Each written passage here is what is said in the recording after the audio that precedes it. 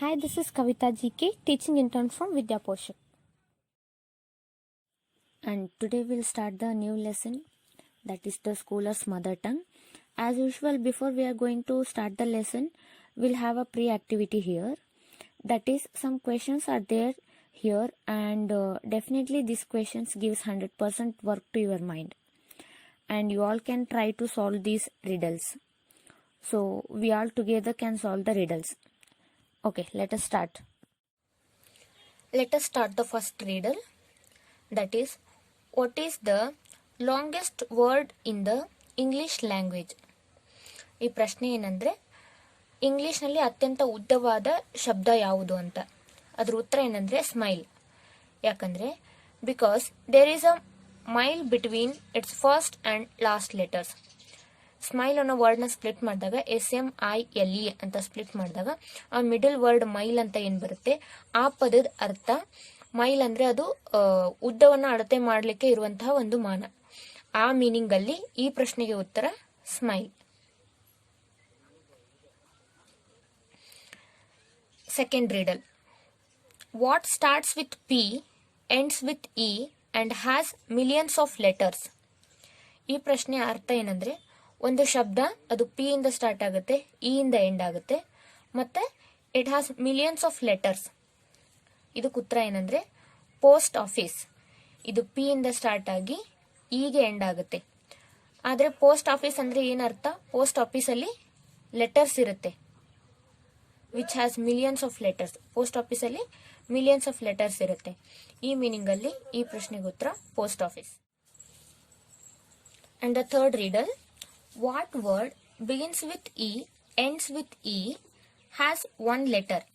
ಈ ಪ್ರಶ್ನೆ ಅರ್ಥ ಏನಂದ್ರೆ, ಒಂದು ಶಬ್ದ, ಯಾವ ಶಬ್ದ E ಇಂದ ಶುರುವಾಗಿ E ಇಂದ ಮುಕ್ತಾಯಗೊಂಡು ಮತ್ತು ಒಂದು ಲೆಟರ್ ಅನ್ನ ಒಳಗೊಂಡಿರುತ್ತದೆ ಅಂತ ಕೇಳಿದ್ದಾರೆ. ಇದು ಈ ಪ್ರಶ್ನೆಗೆ ಉತ್ತರ ಎನ್ವಲೆಪ್.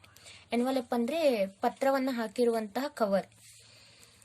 ಅದು E ಇಂದ ಸ್ಟಾರ್ಟ್ ಆಗುತ್ತೆ, E ಇಂದ ಎಂಡ್ ಆಗುತ್ತೆ, ಮತ್ತೆ ಒಂದು ಎನ್ವಲಪ್ ಅಲ್ಲಿ ಒಂದು ಲೆಟರ್ ಇರುತ್ತೆ. ಆ ಅರ್ಥದಲ್ಲಿ ಈ ಪ್ರಶ್ನೆಗೆ ಉತ್ತರ envelope. Fourth riddle. What has a size and shape but no weight? ಈ ಪ್ರಶ್ನೆ ಅರ್ಥ ಏನಂದ್ರೆ, ಯಾವುದಕ್ಕೆ ಗಾತ್ರ ಇದೆ, ಸೈಜ್ ಇದೆ, ಮತ್ತೆ ಶೇಪ್ ಇದೆ ಅಂದ್ರೆ ಆಕಾರ ಇದೆ, ಆದ್ರೆ ತೂಕ ಇಲ್ಲ ಅಂತ ಕೇಳ್ತಿದ್ದಾರೆ. ಈ ಪ್ರಶ್ನೆಗೆ ಉತ್ತರ ಶಾಡೋ. ಶಾಡೋ ಅಂದ್ರೆ ಏನಂದ್ರೆ ನೆರಳು. ನೆರಳಿಗೆ ನಿರ್ದಿಷ್ಟವಾದ ಗಾತ್ರನೂ ಇರುತ್ತೆ, ಅದಕ್ಕೆ ಒಂದು ಅದರದೇ ಆದಂತ ಆಕಾರ ಇರುತ್ತೆ, ಆದ್ರೆ ತೂಕ ಇರಲ್ಲ. ಈ ಅರ್ಥದಲ್ಲಿ ಈ ಪ್ರಶ್ನೆಗೆ ಉತ್ತರ ನೆರಳು. Fifth riddle. Which pillar keeps travelling all the time? ಅಂದ್ರೆ ಯಾವಾಗ್ಲೂ ಅಂಬೆಗಾಲಿಡುವಂತಹ ಪಿಲ್ಲರ್ ಯಾವುದು ಅಂತ ಕೇಳಿದರೆ ಈ ಪ್ರಶ್ನೆಗೆ ಉತ್ತರ ಕ್ಯಾಟರ್ ಪಿಲ್ಲರ್. ಕ್ಯಾಟರ್ ಪಿಲ್ಲರ್ ಅಂದ್ರೆ ಕಂಬಳಿ ಹುಳು. ಟ್ರಾವೆಲಿಂಗ್ ಅಂದ್ರೆ ಅಂಬೆಗಾಲು. ಯಾವಾಗ್ಲೂ ಅಂಬೆಗಾಲಿನಲ್ಲಿ ನಡೆಯುವಂತಹ ಪಿಲ್ಲರ್ ಯಾವುದು ಅಂತ ಕೇಳಿದರೆ ಆ ಅರ್ಥದಲ್ಲಿ ಈ ಪ್ರಶ್ನೆಗೆ ಉತ್ತರ ಕ್ಯಾಟರ್ ಪಿಲ್ಲರ್ ಅಂದ್ರೆ ಕಂಬಳಿ ಹುಳು. Next riddle. Sixth riddle. Which son may prove dangerous? ಯಾವ ಮಗ ಡೇಂಜರ್ ಅನ್ನ ಪ್ರೂವ್ ಮಾಡ್ತಾನೆ ಅಂತ ಕೇಳಿದರೆ ಇದಕ್ಕೆ ಉತ್ತರ ಪಾಯ್ಸನ್. ಅಂದ್ರೆ ಈ ಪದದಲ್ಲಿ ಸನ್ ಅನ್ನೋ ಪದ ಒಳಗೊಂಡಿದೆ, ಆದ್ರೆ ಪಾಯ್ಸನ್ ಅನ್ನೋ ಪದದ ಅರ್ಥ ವಿಷ. ಸೊ ಆ ಅರ್ಥದಲ್ಲಿ ಈ ಪ್ರಶ್ನೆಗೆ ಉತ್ತರ ಪಾಯ್ಸನ್. ನೋಡಿ, SON, son. Which son may prove dangerous? Poison may prove the dangerous. Next riddle. Seventh riddle. What cannot move or walk but can go from place to place? ಈ ಪ್ರಶ್ನೆ ಅರ್ಥ ಏನಂದ್ರೆ, ಯಾವುದು ಮೂವ್ ಆಗಲ್ಲ ಅಂದ್ರೆ ಅದು ಅಲ್ಲಾಡಲ್ಲ ಮತ್ತು ನಡೆದಾಡೋದು ಇಲ್ಲ, ಆದ್ರೆ ಒಂದ್ ಕಡೆಯಿಂದ ಇನ್ನೊಂದ್ ಕಡೆಗೆ ಹೋಗುತ್ತೆ, ಅದೇನು ಅಂತ ಕೇಳ್ತಿದ್ದಾರೆ. ಪ್ರಶ್ನೆಗೆ ಉತ್ತರ ರೋಡ್. ರೋಡ್ ಒಂದ್ ಕಡೆಯಿಂದ ಇನ್ನೊಂದ್ ಕಡೆ ಹೋಗಲ್ಲ, ಆ ರೋಡ್ ಇದ್ದಲ್ಲೇ ಇರುತ್ತೆ, ಆದ್ರೆ ಈ ರೋಡ್ ಇಂದ ಒಂದ್ ಕಡೆಯಿಂದ ಇನ್ನೊಂದ್ ಕಡೆ ಹೋಗ್ಬೋದು. ಈ ಅರ್ಥದಲ್ಲಿ ಈ ಪ್ರಶ್ನೆಗೆ ಉತ್ತರ ರೋಡ್ ಅಂದ್ರೆ ರಸ್ತೆ. Eighth riddle. Which letter in the English alphabet always asks a question? ಈ ಪ್ರಶ್ನೆ ಅರ್ಥ ಏನಂದ್ರೆ, ಇಂಗ್ಲಿಷ್ ಅಲ್ಫಾಬೆಟ್ ಅಲ್ಲಿ ಯಾವಾಗಲೂ ಪ್ರಶ್ನೆಯನ್ನು ಸೂಚಿಸುವಂತ ಅಲ್ಫಾಬೆಟ್ ಯಾವುದು ಅಂತ ಕೇಳಿದರೆ ಅದಕ್ಕೆ ಉತ್ತರ Y. ಯಾಕಂದ್ರೆ ಈ Y ಅನ್ನೋ ಅಲ್ಫಾಬೆಟ್ ಈ ವೈ ಅನ್ನೋ ಪ್ರಶ್ನಾ ಸೂಚಕವನ್ನು ತೋರಿಸುತ್ತೆ. ಈ ಅರ್ಥದಲ್ಲಿ ಈ ಪ್ರಶ್ನೆಗೆ ಉತ್ತರ why. Okay, let us start the lesson.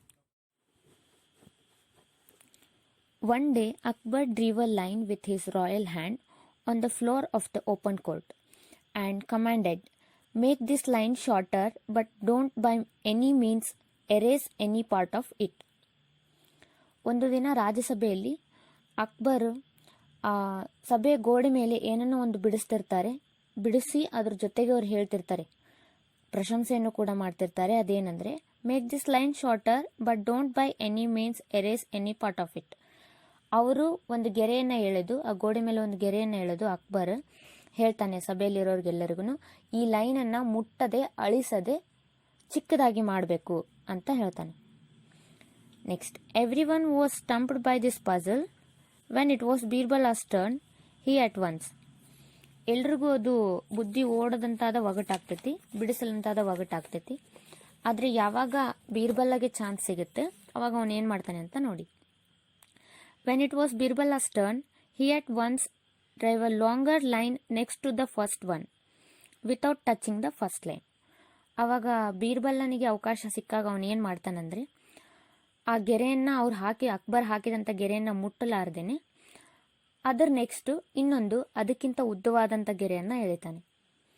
ಅಂದರೆ ಏನಾಯಿತು, ಇವಾಗ ಬೀರ್ಬಲ ಹಾಕಿದಂಥ ಗೆರೆ ಅಕ್ಬರ್ ಹಾಕಿದಂಥ ಗೆರೆಗಿಂತ ಉದ್ದ ಆಯಿತು ಮತ್ತು ಅವನ ಆ ಗೆರೆಯನ್ನು ಮುಟ್ಟದೇನೆ ಆ ಪಜಲನ್ನು ಕಂಪ್ಲೀಟ್ ಮಾಡ್ದ. Next, every one in the court sighed and said, that's true, the first line is shorter. ಅದನ್ನು ನೋಡಿದಂಥ ಆ ರಾಜ್ಯಸಭೆಯಲ್ಲಿ ಇದ್ದವರೆಲ್ಲರೂ ಹೇಳ್ತಾರೆ, ಇದು ಸತ್ಯ, ಇದು ಕರೆಕ್ಟ್ ಆಗಿದೆ. ಆ ಮೊದಲು ಅಕ್ಬರ್ ಹಾಕಿದಂಥ ಲೈನು ಬೀರ್ಬಲ ಹಾಕಿದ ಲೈನಿಗಿಂತ ಶಾರ್ಟ್ ಆಗಿದೆ ಅಂತ ಹೇಳ್ತಾರೆ. Next, a learned scholar once visits the court of Akbar, he says. ಒಂದು ದಿನ ಅಕ್ಬರನ ಆಸ್ಥಾನಕ್ಕೆ ಒಬ್ಬರು ಪಂಡಿತರು ಭೇಟಿಯನ್ನು ನೀಡ್ತಾರೆ. ಆ ಭೇಟಿಯನ್ನು ನೀಡಿ ಅವ್ರು ಹೇಳ್ತಾರೆ, I have a mystery over different languages. ನನಗೆ ಬೇರೆ ಬೇರೆ ಭಾಷೆಗಳಲ್ಲಿ ಪಾಂಡಿತ್ಯ ಇದೆ ಅಂತ ಹೇಳ್ತಾರೆ. ಅವಾಗ ರಾಜ ಅಕ್ಬರ್ ಏನು ಹೇಳ್ತಾನೆ, ಅಂತ ಹೇಳ್ತಾನೆ. And the pandit continues. ಅವಾಗ ಬಂದಿರುವಂಥ ಪಂಡಿತವರು ಕಂಟಿನ್ಯೂ ಮಾಡ್ತಾರೆ, I can speak many languages fluently. ನನಗೆ ತುಂಬ ಭಾಷೆಗಳನ್ನು ಅತಿ ಸರಾಗವಾಗಿ ಮಾತಾಡ್ಲಿಕ್ಕೆ ಬರುತ್ತೆ ಅಂತ ಅವ್ರು ಹೇಳ್ತಾರೆ. ಅವಾಗ ಅಕ್ಬರ್ ರಾಜ ಹೇಳ್ತಾನೆ, ಓ ಸೌಂಡ್ಸ್ ಗುಡ್, ಇದು ಒಳ್ಳೆಯದು ಅಂತ ಹೇಳ್ತಾನೆ. ಆವಾಗ the pandit makes a challenge to the court. ಆ ಪಂಡಿತರು ಆ ಸಭೆಯಲ್ಲಿ ಒಂದು ಚಾಲೆಂಜನ್ನು ಮಾಡ್ತಾರೆ. ಅದೇನೆಂದರೆ, is there anybody present here who can find out what my mother tongue is. ಇಲ್ಲಿ ಯಾರಾದರೂ ಇದ್ದೀರಾ, ನನ್ನ ಮಾತೃಭಾಷೆ ಯಾವುದು ಅಂತ ನೀವು ಕಂಡು ಹಿಡಿಬೇಕು ಅನ್ನುವಂಥ ಚಾಲೆಂಜನ್ನು ಆ ಸಭೆಯಲ್ಲಿ ಆ ಪಂಡಿತರು ಕೊಡ್ತಾರೆ. ನೆಕ್ಸ್ಟ್ ಏನಾಗುತ್ತಂದರೆ, the courtiers discuss among themselves. ಆ ಸಭೆಯಲ್ಲಿ ರಾಜ್ಯಸಭೆಯಲ್ಲಿ ಇದ್ದವರೆಲ್ಲ ತಮ್ಮ ಒಳಗನೆ ಡಿಸ್ಕಸ್ ಮಾಡೋಕ್ಕೆ ಶುರು ಮಾಡ್ತಾರೆ. ಅಂದರೆ ಚರ್ಚೆ ಶುರುವಾಗುತ್ತೆ. ಮೇ ಬಿ ಕನ್ನಡ, ಉರ್ದು, ತಮಿಳ್ ತಮ್ಮಲ್ಲೇ ಮಾತಾಡ್ಕೋತಿರ್ತಾರೆ. ಕನ್ನಡ ಇರ್ಬೋದು, ತೆಲುಗು ಇರ್ಬೋದು, ತಮಿಳ್ ಇರ್ಬೋದು ಅಂತ. But they fail in their attempt to find out the pandit's mother tongue. ಆದರೆ ಅವ್ರಿಗೆ ಯಾರಿಗೂ ಆ ಪಂಡಿತ್ ಅವ್ರದ್ದು ಮಾತೃಭಾಷೆ ಯಾವುದು ಅಂತ ಕಂಡು ಹಿಡಿಯೋಕ್ಕೆ ಆಗಲಿಲ್ಲ. ಅವರೆಲ್ಲರೂ ಅದರಲ್ಲಿ ಫೇಲ್ ಆಗ್ತಾರೆ. Next, and so you all accept defeat. ಆವಾಗ ಪಂಡಿತ್ ಅವ್ರು ಹೇಳ್ತಾರೆ, ಹಾಗಂದ್ರೆ ನೀವೀಗೆಲ್ಲರೂ ಸೋಲನ್ನು ಒಪ್ಕೋಬೇಕು ಅಂತ ಹೇಳ್ತಾರೆ. ಆವಾಗ ಅಕ್ಬರ್ ರಾಜ ಹೇಳ್ತಾನೆ, ಓ ನೋ, ಇಲ್ಲ ಅಂತ ಹೇಳ್ತಾನೆ. ನೆಕ್ಸ್ಟ್ ಏನಾಗುತ್ತಂದರೆ, ಜಸ್ಟ್ ದೆನ್ ಬೀರ್ಬಲ್ಲ ಸ್ಪೀಕ್ಸ್. ಆವಾಗ ಬೀರ್ಬಲ್ಲ ಮಾತಾಡಿ ಅವನೇನು ಹೇಳ್ತಾನಂದ್ರೆ Birbal, well Pandit, I shall find out what your mother tongue is in a day or so. ನಿಮ್ಮ ಮಾತೃಭಾಷೆ ಯಾವುದು ಅನ್ನೋದನ್ನು ನಾನು ಒಂದು ದಿನದೊಳಗೆ ಹೇಳ್ತೀನಿ, ನನಗೆ ಟೈಮ್ ಬೇಕು ಅಂತ ಕೇಳ್ತಾನೆ Birbal. Glad to hear that Birbal, take your own time. ನೀನು ಮುಂದೆ ಬಂದಿದ್ದನ್ನು ನೋಡಿ ನನಗೆ ಖುಷಿ ಆಯಿತು, ನಿನಗೆ ಎಷ್ಟು ಬೇಕೋ ಅಷ್ಟು ಟೈಮ್ ತಗೋ ಹೇಳು ಅಂತ ಪಂಡಿತ್ ಅವರು ಬೀರ್ಬಲ್ಲನಿಗೆ ಅವಕಾಶವನ್ನು ಕೊಡ್ತಾರೆ. ಮುಂದೇನಾಗುತ್ತಂದರೆ, that night Birbal sneaks into the Pandit's bedroom and finds him fast asleep. He whispers into the Pandita's ears, then he tickles his ear with a feather. ಅವತ್ತು ರಾತ್ರಿ ಬೀರ್ಬಲ್ಲ ಏನು ಮಾಡ್ತಾನಂದರೆ, ಆ ಪಂಡಿತ ಮಲಗಿರುವಂಥ ಕೋಣೆಗೆ ಹೋಗಿ ಏನು ಮಾಡ್ತಾನಂದರೆ, ಅವರು ಗಾಢ ನಿದ್ರೆ ಹೋಗೋವರೆಗೂ ಬಿಟ್ಟು, ಅವ್ರು ಯಾವಾಗ ಗಾಢ ನಿದ್ರೆ ಹೋಗ್ತಾರೆ ಆವಾಗ ಅವನು ಹೋಗಿ ಅವ್ರ ಕಿವಿಯಲ್ಲಿ ಒಂದು ಪುಕ್ಕವನ್ನು ತಗೊಂಡು ಅವ್ರ ಕಿವಿಗೆ ಈ ಥರ ಅವ್ರ ನಿದ್ದೆಯಲ್ಲಿ ಇರಬೇಕಾದ್ರೆ ಡಿಸ್ಟರ್ಬೆನ್ಸನ್ನು ಮಾಡ್ತಾನೆ. ಹಂಗೆ ಮಾಡೋದ್ರಿಂದ ಏನಾಗ್ತೀವಿ ಅಂದರೆ, Pandit in his sleep shouts words in his mother tongue. ನಿದ್ದೆಯಲ್ಲಿ ಯಾವಾಗಲೂ ಎಲ್ಲರೂ ಅವ್ರ ಮಾತೃಭಾಷೆಯಲ್ಲೇ ಮಾತಾಡ್ತಾರೆ ಅನ್ನುವಂಥ ಚಾಣಕ್ಯ ಬೀರ್ಬಲನಿಗಿತ್ತು. ಆದ್ದರಿಂದ ಅವ್ರು ಗಾಢ ನಿದ್ರೆಗೆ ಹೋದ್ಮೇಲೆ ಯಾವುದೋ ಒಂದು ಪುಕ್ಕದಿಂದ ಹೋಗಿ ಅವರ ಕಿವಿ ಹತ್ರ ಹೋಗಿ ಸೌಂಡ್ ಮಾಡಿದ್ರಿಂದ ಅಥವಾ ಅವರಿಗೆ ಡಿಸ್ಟರ್ಬೆನ್ಸ್ ಮಾಡಿದ್ರಿಂದ ಪಂಡಿತ್ ಅವರು ತಮ್ಮ ಮಾತೃಭಾಷೆಯಲ್ಲೇ ಶೌಟ್ ಮಾಡಲಿಕ್ಕೆ ಶುರು ಮಾಡ್ತಾರೆ, ಶಬ್ದವನ್ನು ಮಾಡಲಿಕ್ಕೆ ಶುರು ಮಾಡ್ತಾರೆ.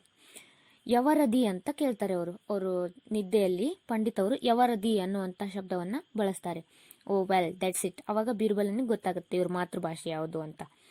The next day in the court. ಅದಾದ ಮಾರನೇ ದಿನ ಸಭೆಯಲ್ಲಿ, ರಾಜ್ಯಸಭೆಯಲ್ಲಿ, Birbal, your majesty the Pandit's mother tongue is Telugu. ಅವನು ಬಂದು ಅಕ್ಬರನಿಗೆ ರಾಜ್ಯಸಭೆಯಲ್ಲಿ ಹೇಳ್ತಾನೆ, ಈ ಪಂಡಿತರ ಮಾತೃಭಾಷೆ ತೆಲುಗು ಇದೆ ಅಂತ ಹೇಳ್ತಾನೆ. ಅವಾಗ ಪಂಡಿತ ಹೇಳ್ತಾನೆ, ಎಸ್ ಹೌದು ಅಂತ ಹೇಳ್ತಾನೆ. King Akbar is astonished. ಅಕ್ಬರನಿಗೆ ತುಂಬ ಖುಷಿ ಆಗುತ್ತೆ. Well done Birbal, but how did you find out it? ಅವಾಗ ಅಕ್ಬರ್ ಬೀರ್ಬಲನಿಗೆ ಕೇಳ್ತಾನೆ, ಒಳ್ಳೆ ಕೆಲಸ ಮಾಡಿದ್ಯಾ ನೀನು, ವೆಲ್ ಡನ್, ಆದರೆ ನೀ ಇದನ್ನು ಹೆಂಗೆ ಕಂಡು ಹಿಡ್ದ್ಯಾ ಅಂತ ಕೇಳ್ತಾರೆ. ಅವಾಗ ಬೀರ್ಬಲ್ ಹೇಳ್ತಾನೆ, your majesty, in times of difficulty a person speaks his mother tongue.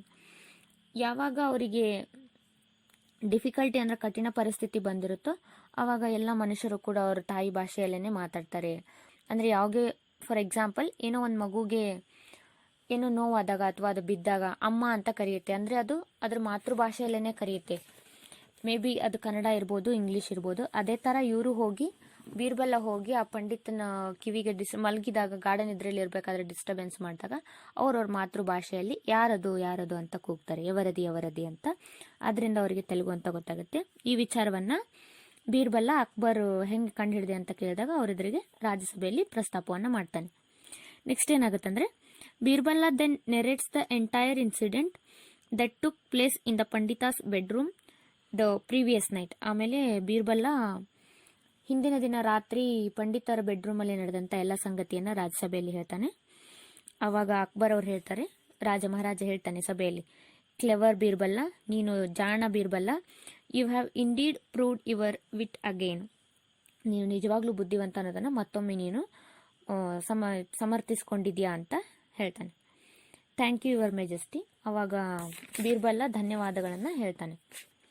Next ಏನಾಗುತ್ತೆ ಅಂದರೆ, the courtiers praise Birbal's wit and the Pandit leaves the king's court in dismay. ಅವಾಗ ಆಸ್ಥಾನದಲ್ಲಿರುವಂಥ ಆಸ್ಥಾನಿಕರೆಲ್ಲರೂ ಅವನ ಬುದ್ಧಿವಂತಿಕೆಯನ್ನು ಮೆಚ್ಚುತ್ತಾರೆ. ಅವಾಗ ಪಂಡಿತ ರಾಜ್ಯಸಭೆಯನ್ನು ಬಿಟ್ಟು ನಿರಾಶೆಯಿಂದ ಹೊರಡ್ತಾನೆ.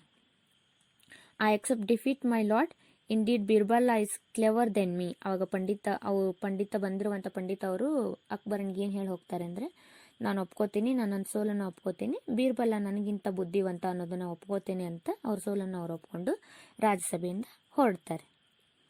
Thank you.